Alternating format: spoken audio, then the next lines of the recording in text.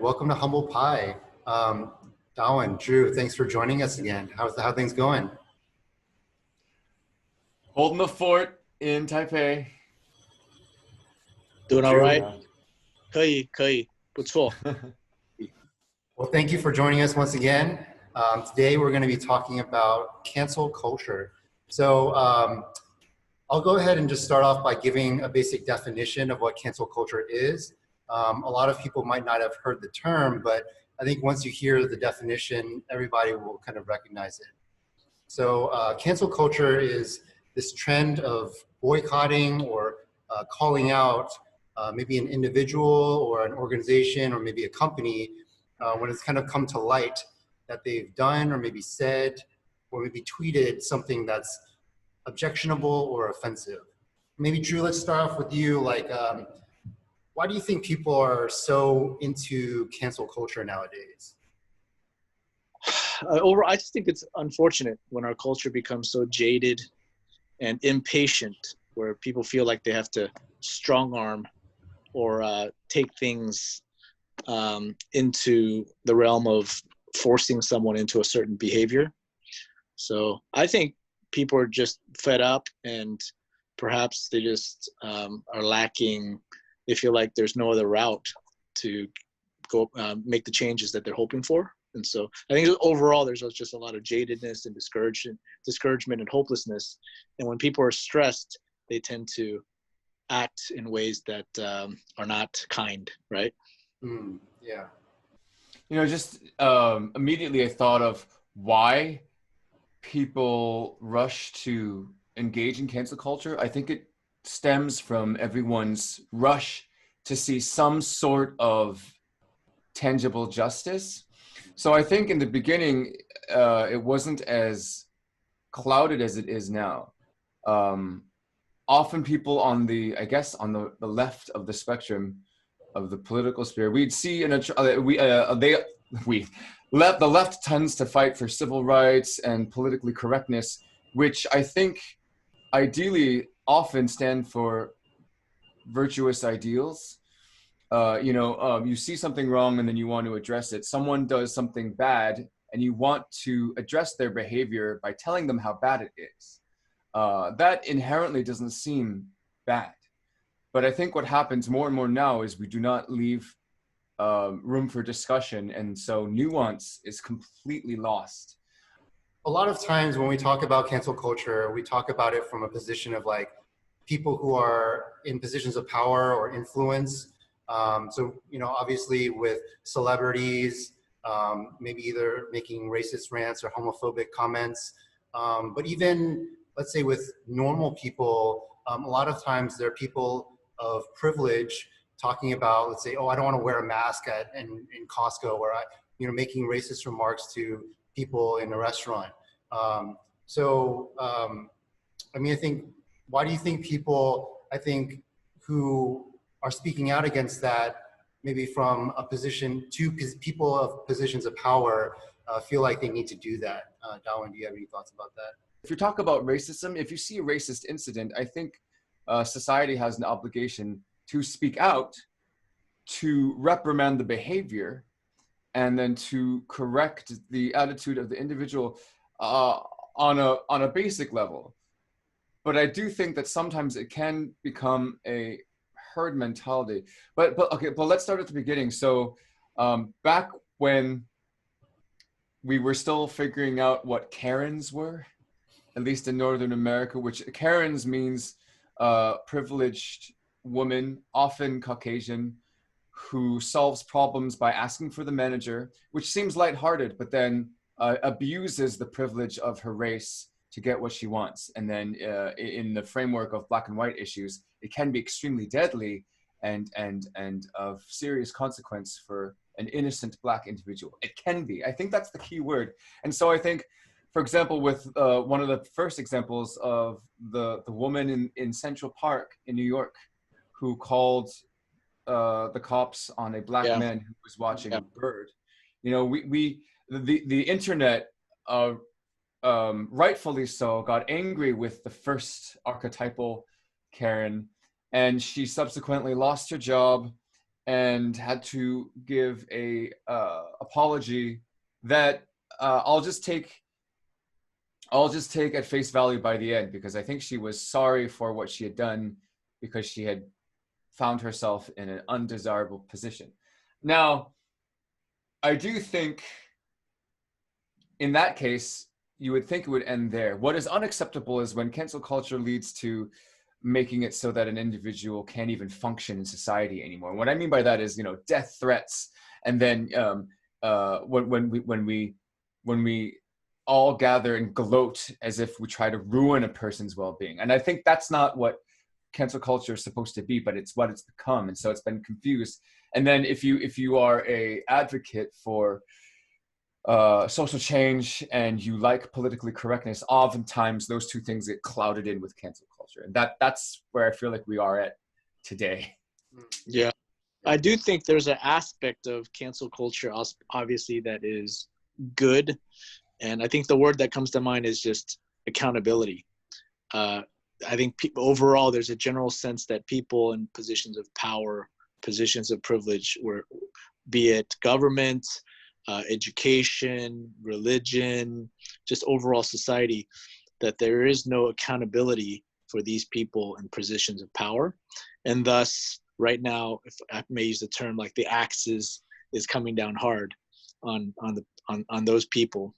It's kind of to me, it's something's happening in our culture, in our society, where I guess the underprivileged or the common people, they're speaking out, and that they're just tired of the people in power, just not just abusing their positions or feeling like they're getting lack of a fair or lack of justice in their current situation. So I think overall there is good with that, but then like Dawen said, what about those that how do we make sure that there's nuances, and we don't want to dehumanize, we don't want to oppress the oppressor, right? We want to discipline the oppressors, and we want to bring accountability and justice, but we don't want to be oppressing the oppressors. Or another way, I think of another way of saying that is like, we don't want to become that which we hate, right? So if you are fighting against something, it's so ironic and unfortunate that oftentimes the victim in trying to defend itself can engage in oppressive behavior that it was fighting against in the first place. So I know that you guys have kind of mentioned a little bit about the destructive nature of cancel culture. Obviously, there's people losing their jobs, losing their livelihood, basically just shunned from society because of things they've said or done. And also, Dawen, you mentioned kind of maybe from the flip side, becoming that which we hate, right? But are there kind of other destructive things that people might not be thinking of, like how harmful this might be, either to the people experiencing being canceled or the people calling for it? So, I was reading something last night in the literary world. Right now, I don't know if you've been following the controversies surrounding J.K. Rowling and her perceived / misperceived comments about the trans community. But in any case, there is a lot of confusion about what people mean when they say their opinions. Then even more so, the reaction to it is also confused. So recently, dozens of authors signed this letter saying that they are for freedom of expression. But because J.K. Rowling is on it and she seems to be the controversial author of the hour, a lot of people are now rescinding their statement, which was also vague to begin with. And so, but I do think, and I'm going to go back to the spectrum, that people, this tends to be less of a problem on a certain political leaning. People who espouse diversity and inclusivity tend to find themselves in a paradox in being so, in their zeal to be so inclusive, they actually have made their position untenable. It's almost like you can't say anything without it being pre-approved. And I will say from a just an intellectual standpoint, that is not the society we want to live in. Like even me, I want to live in a society where I hear people articulate different opinions, but I want them to do it civilly, which is not the same thing as being you can still say something that I disagree with, as long as it is within regular discourse. I think what we're doing is we're chopping off the ability to even talk, and that is not something I want. I'd rather, oh, this is a tough one. I'd rather read or hear something I disagreed with that was done in a well way than have it not be available at all. That's more important to me than only listening to things that I agree with, which I think is dangerous. That's right. So I was wanting to ask you though, how do you think, because American society is built on just the freedom of speech. And how do you, if I'm trying to think of the word, standardize the freedom of dialogue in a way that is, that fosters the type of engagement that you're talking about, where you have the freedom to say what you want, but it's also controlled, like, isn't all control still sort of diminishing the freedom of speech? That's kind of what I was thinking about too, because I think a lot of times, even when we're talking about the Black Lives Matter movement, right? I think there's this kind of expression or emotionality that people experience from maybe seeing something happen, whether it's a racist remark or even just like not being told that they can do something. And there's an emotional response that they have. And I think what we're asking is like for them to have some civility and like to be able to process that and then express it in a kind of measured, coherent way. But a lot of times when you introduce emotions and like these kind of anger feelings into the equation, I think it's harder to kind of regulate that kind of discourse when people respond in different ways. Yeah, so that's what I'm trying to say is, how do we regulate the discourse? Like, do we say, okay, your tone needs to be this tone, but that's very subjective because everybody has a different tone per se. Also, should you not use these words, like no curse words? Like, you can't say the F word, you can't say the B word, or what? You can't use direct speech to go at somebody because that's argumentative. But then again, that's still regulating. Tricky. It's censorship. It's starting to sound like censorship. Like, oh, the minute you can say, I don't know. That seems almost really antithetical to what we're to our first to our freedom of speech. Well, if I may bring in some just biblical truth, since we're all brothers in Christ here, I think when it comes to cancel culture, what people are hoping for is real, genuine change in somebody, right? And the fact of the matter is, we can't modify someone's behavior based on fear, based on external correction. And we all know that the only way someone can have their hearts transformed and change is when they experience the ultimate virtue, which is love, right? And I know it sounds very idealistic and even impractical, but we've alluded to it. Hate begets hate, and evil begets evil. And so the only way to really change society is through kind of a different pattern, And so I feel like it takes more patience, it takes more intentionality, and you might experience somebody taking advantage of you. But we know the only true solution to transformation of someone's heart is to experience the grace of someone in spite of whatever it is that they've done, right? And so for me, it's just how do we just refill our cup in a way where we still have that purity of heart. That's the word that keeps coming to mind is like it's so jaded out in society, but we know the only solution. I think about my kids, and when it things so simple, like you meet friends in the playground, and somebody does something wrong, and it's not so, people aren't so quick to want to discipline them or put them in their place. But there is grace, there is patience, and you do give people the benefit of the doubt. And that's the culture there. That's the culture, that the higher culture that we all need that will bring about the change that we're all looking for. So to me, the cancel culture, I mean, great. You might have short-term, like, you know, might have short-term victory, but long-term, you know, hate just begets hate. And the person that got taken down, they're just going to come back up in another way, you know, because their heart isn't changed and they just experienced what everybody else experiences, right? And so I think that the more we can get just a pure heart, responding in a pure heart, and extending grace, I think that's what will really bring true transformation. If I might follow up with a question about that, is there a difference between grace and like not saying anything, or should, you know, we still point it out, but do it in a way that is maybe not calling for them to be canceled or calling out of anger?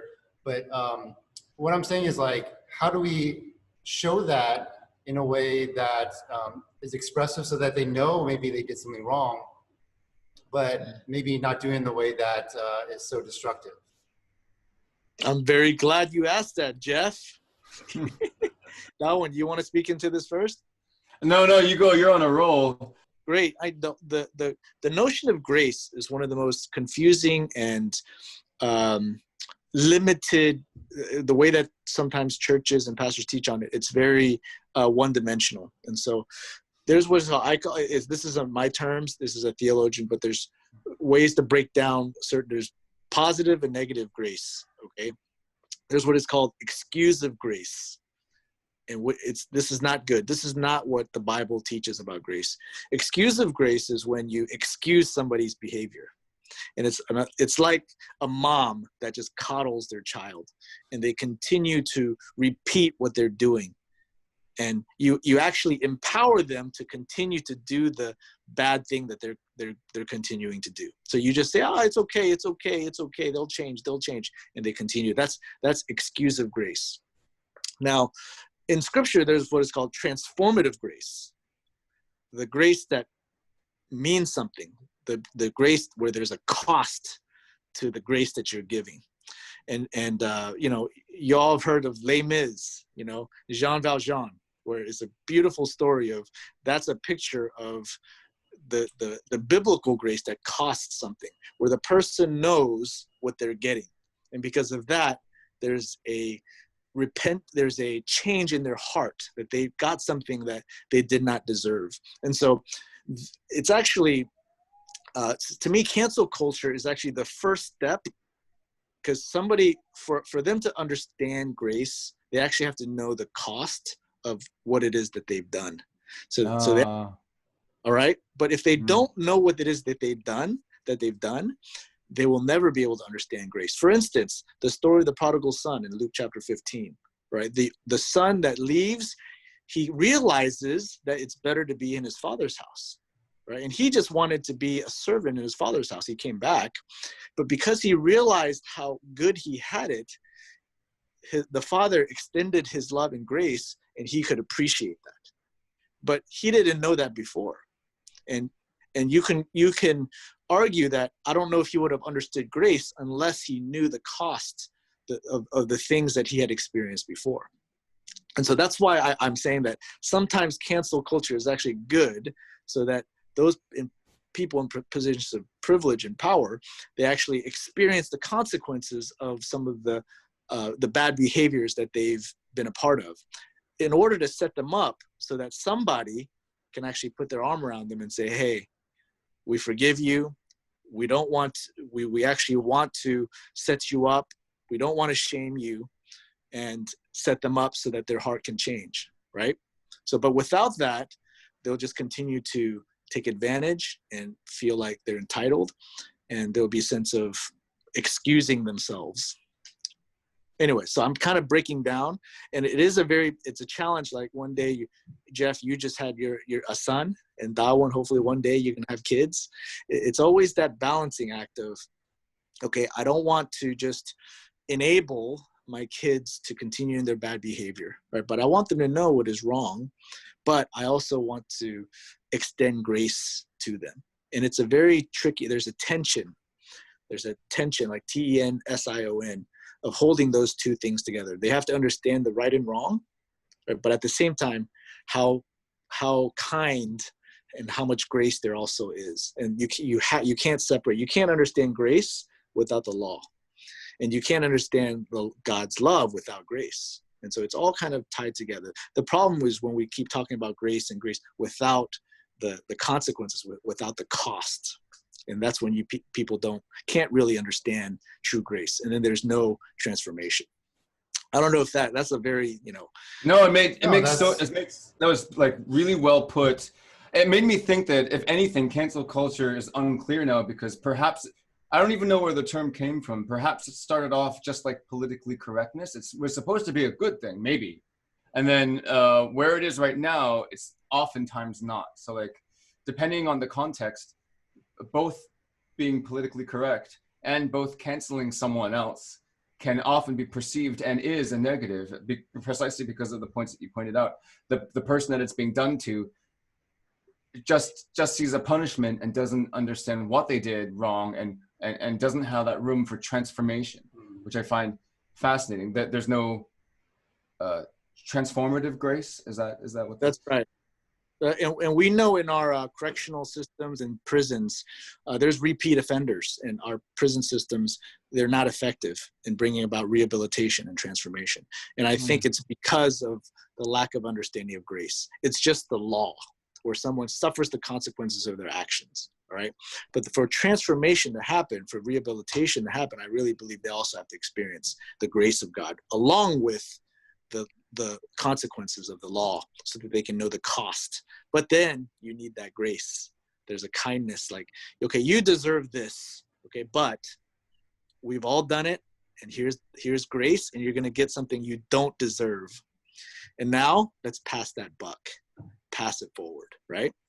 And that's fascinating. You've been saying it in a spiritual context. I've noticed a lot of the good things that I've seen because of cancel culture are because big companies have recognized an economic cost. So like, why should the NFL and Nike be thinking about changing names that they've had forever? Why should Aunt Jemima's maple syrup now decide to change their logo? It's all because they see an economic benefit to doing so, it's just interesting to me. And it's not bad per se, but it does point to a perceived, a recognizable, tangible cost, whether spiritual or financial.